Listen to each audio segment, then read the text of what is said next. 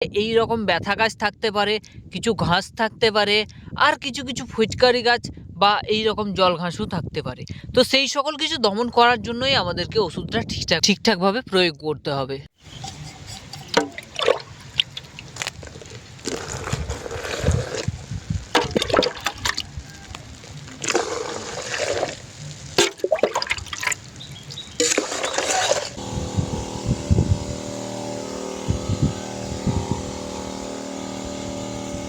নমস্কার বন্ধুরা, good morning. আজকে আমরা দেখাবো যে আলু গাছে আগাছা দমনের জন্য কখন কিভাবে ওষুধ দিতে হবে। বন্ধুরা, এই যে অবস্থা দেখতে পাচ্ছেন, পুরো সব গাছ বেড়ে গেছে। আর এখন আমরা কি দেবো?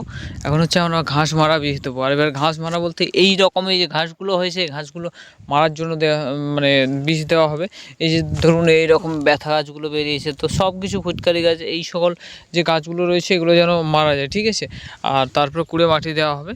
আমাকে এই বিলটা ওই মানে এই লেভেলের যতগুলো গাছ আছে আর কি, মানে এইখানে 3টা, আর নিচে হচ্ছে 4টা আছে, আর সেই পাশে একটা 5টা, এই টোটাল এইগুলোতে বীজ দিতে হবে। আর তার মধ্যে মাঝের যে জমিটা, এটা তো না, এটা কিন্তু লোকের জমি, ঠিক আছে। তো যাই হোক, আমি স্প্রে একেবারে ট্যাঙ্কি নিয়ে চলে এসেছি।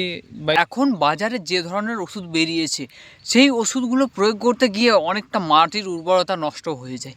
কিন্তু কি করা যায়, কিছু তো করার থাকে না, আমাদেরকে সেইগুলোকেই দিতে হয়। এবারে এই যে ধরুন গাছগুলো বেরিয়ে গেছে, আমাদের যে আলু গাছগুলো বেরিয়ে গেলে তাকে কিন্তু ঠিকঠাক মতো ওষুধ দিতে হবে। যদি ঠিকঠাক মতো ওষুধ দিয়ে ঘাস বা আগাছা দমন না করা হয়, তাহলে কিন্তু সমস্যা হবে আলু গাছের, এতে ভালো ফলন হবে না।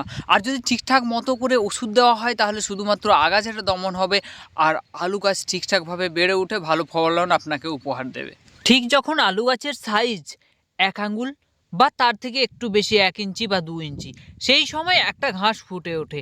একটা না, বিভিন্ন রকমেরই আগাছা আমাদের দেখা যায় জমিতে। এবার যার মধ্যে থেকে এই রকম ব্যথা গাছ থাকতে পারে, কিছু ঘাস থাকতে পারে, আর কিছু কিছু ফুচকারি গাছ বা এই রকম জল ঘাসও থাকতে পারে।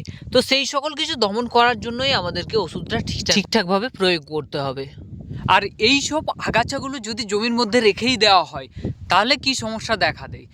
আপনি 10 থেকে 15 দিনের মাথায় বা 20 থেকে 25 দিনের মাথায় আপনি যখন আলু গাছটাকে মাটি দেবেন বা একটা চাপান দেবেন, সেই সময়েও আপনার গাছগুলো কিন্তু রয়েই গেল। এবারে শেষে কি হবে, আপনার ফলন কমে যাবে, আপনার পানিটা নষ্ট করবে অনেক, আর আপনার যে সারটা আপনি প্রয়োগ করবেন, সেই সারটার থেকে অর্ধেকের বেশি তারা নিয়ে নেবে। অর্থাৎ আপনার এখানে অনেকটা লস হবে, মানে গাছ ঠিকঠাকভাবে ফলন দিতে আপনাকে পারবে না। আমাকে আগাছা দমনের জন্য যে ওষুধগুলো দেওয়া হয়েছে, সেইগুলো ঠিক প্যাকেটগুলো এই রকম দেখতে। এবারে 1 ট্যাঙ্কিতে, মানে 1 ট্যাঙ্কি জলে 1 প্যাকেট ছেড়ে দিতে হবে। আর প্লাস সাথে একটা টুকরো গুঁড়ো ওষুধ আছে, যার মধ্যে এই গুঁড়ো ওষুধটার আমি নাম জানি না, বা এরও কোনো নাম জানি না। এইবারে আমি কি ভাবছি, যে কোনো সময় স্প্রে করার আগে একটা ছোট পাত্রে জল দিয়ে গুলে নেওয়া ভালো। বন্ধুরা, যে কোনো জিনিস স্প্রে করার সময় বা যে কোনো ওষুধ স্প্রে করার সময় আমার মনে হয় যে মাস্ক পরে নেওয়াটা অবশ্যই জরুরি।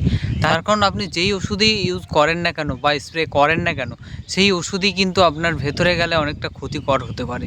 তাই আপনারা যারা মাস্ক ইউজ করতে পারবেন ভালো, আর যারা ইউজ করতে পারবেন না তাদের জন্য বলি, বিশেষ করে একটা গামছা বা এইরকম কারো মাফলার থাকলে ঠিক মাফলারটা নাকে ঢেকে নেবেন, তাহলে তারপরে স্প্রে করলে আপনার ক্ষতিটা কম হবে।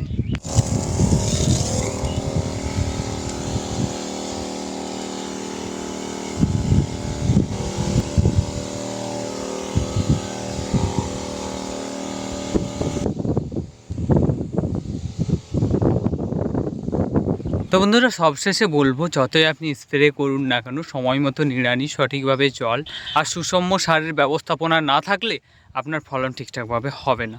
তাই আপনাকে এই 3টে জিনিসের দিকে খেয়াল রাখতে হবে, তাহলে আপনি ভালো ফলন পাবেন। তো চলুন বন্ধুরা, আজকের মতো এখানে ভিডিওটা শেষ করছি। জানি না আপনাদের ভিডিওটা কেমন লাগবে, তবে যদি ভিডিও ভালো লেগে থাকে অতি অবশ্যই ভিডিওতে লাইক কমেন্ট শেয়ার করে যাবেন। তো বন্ধুরা, চলুন আজকের মতো টাটা।